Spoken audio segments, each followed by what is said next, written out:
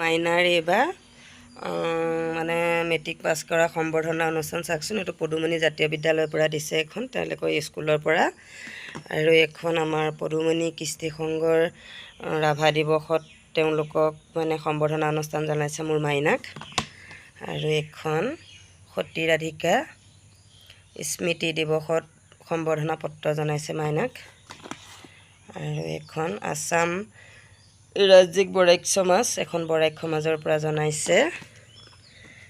আৰু এইটো টপিকটো পদুমণিৰ পৰা দিছে, কৃষ্টি সংঘৰ পৰাই দিছে।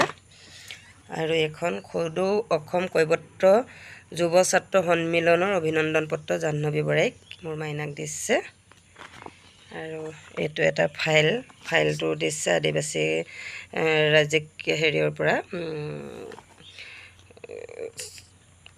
বৰাইক সমাজৰ পৰা দিছে।